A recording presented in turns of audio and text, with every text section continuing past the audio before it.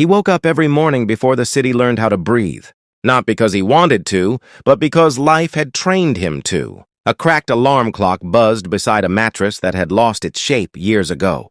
The room smelled faintly of detergent and old paint. The kind of smell that never fully leaves no matter how hard you scrub. He turned it off quickly, careful not to wake the silence that followed him everywhere. Being a single father didn't hurt him anymore. Losing his wife had. The bills hurt. The looks hurt. But the role itself, being both strength and softness, that part had become routine.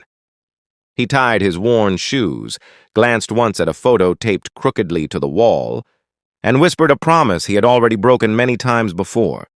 "I'll do better today." At work, he was invisible in the way only useful people are. The kind who clean, fix, lift, stay late, and never ask questions. His badge opened doors he was never meant to walk through. Offices filled with glass walls and polished smiles. People talked around him, not to him. He knew things without meaning to. Arguments behind closed doors. Hushed phone calls. Names spoken sharply when they thought no one else was listening. That day, something felt off. A supervisor avoided eye contact. A colleague whispered his name and stopped mid-sentence. He didn't push for answers. He never did. When you live close to the edge, curiosity feels expensive. He focused on his work, moving through hallways like a shadow, absorbing frustration that wasn't his. By evening, the city had changed its tone. The sky darkened early, clouds pressing low as if listening. He left work with tired hands and a heavier chest. That was when he noticed them.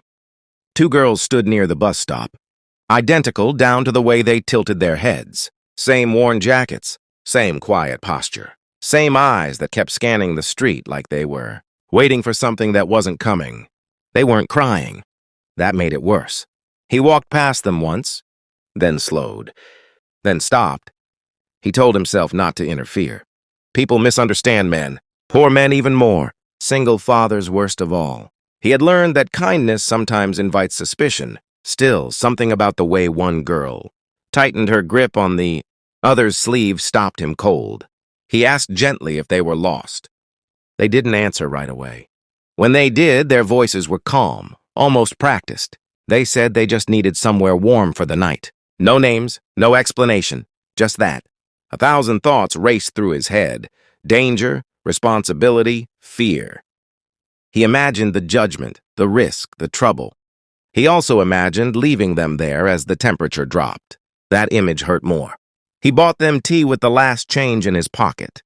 They held the cups carefully, like they understood value beyond money.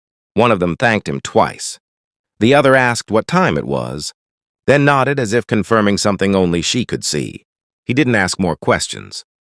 When he finally said they could come with him just for the night, relief crossed their faces, but not surprise. Almost as if they expected him to say yes. His home wasn't much.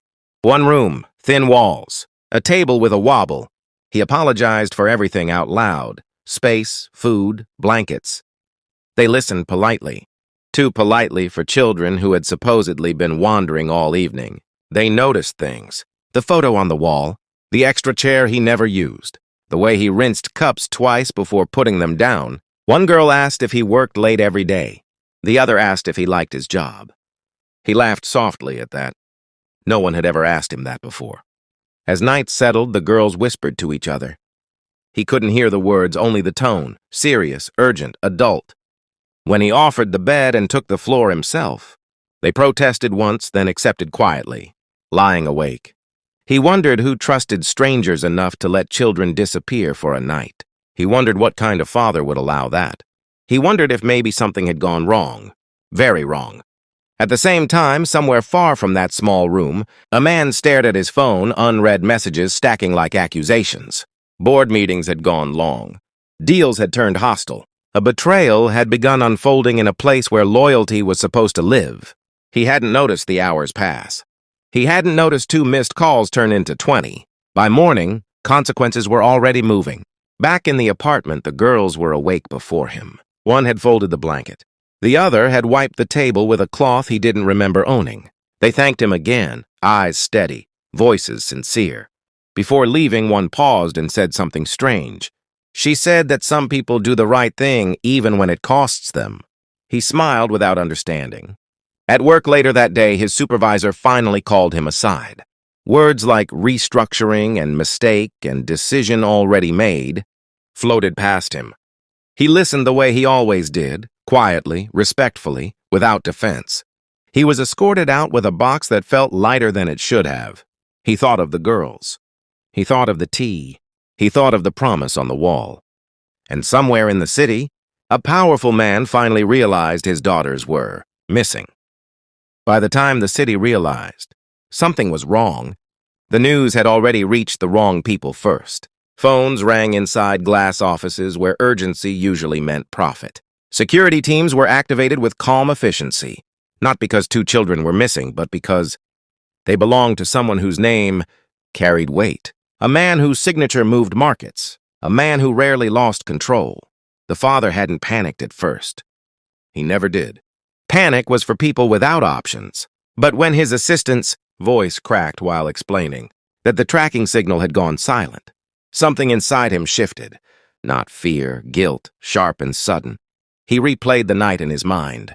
The delayed meeting, the raised voices, the decision to keep his daughters waiting with a driver he barely trusted. A decision made because work always felt more urgent than life.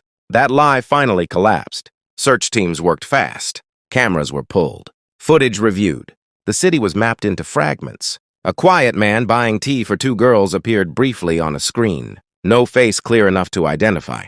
Just posture. Just hesitation. Just kindness caught by accident. By afternoon, the girls were found safely at a temporary shelter, exactly where they said they would go after leaving the apartment. Calm, unharmed, more concerned about whether the man who helped them would be okay than about their own ordeal. When their father arrived, relief didn't make him loud. It made him small. He knelt, pulled them close, and for the first time in years, apologized without explaining himself. The girls spoke later carefully. About the man who gave them tea. About the floor he slept on.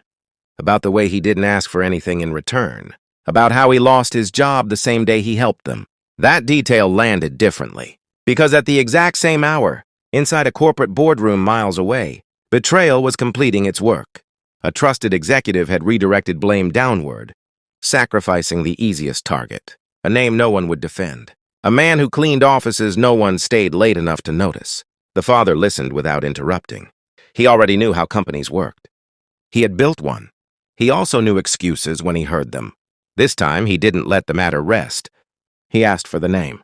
When the name was confirmed, silence followed. Not the uncomfortable kind. The dangerous kind. The kind that precedes consequences. The next morning, the single father woke up to a familiar sound, his alarm clock buzzing too early, for a day that no longer required it. Habit forced him up anyway. He dressed the same, moved the same, prepared for work that wasn't there anymore. There was a knock. He didn't expect visitors. He opened the door cautiously. The hallway was crowded, suits, quiet authority, polished shoes that didn't belong in his world. At the center stood a man whose presence felt controlled, not loud. No one introduced him at first. The man spoke plainly. He thanked him. Not formally, not dramatically, just sincerely. He said his daughters were safe because of one night's decision. He said that kind of choice doesn't show up on resumes, but matters more than experience ever could. The single father tried to refuse the conversation before it began. He said he didn't do anything special. He said anyone would have helped. The man shook his head gently. He said that wasn't true, and both of them knew it. What came next wasn't charity. It was accountability.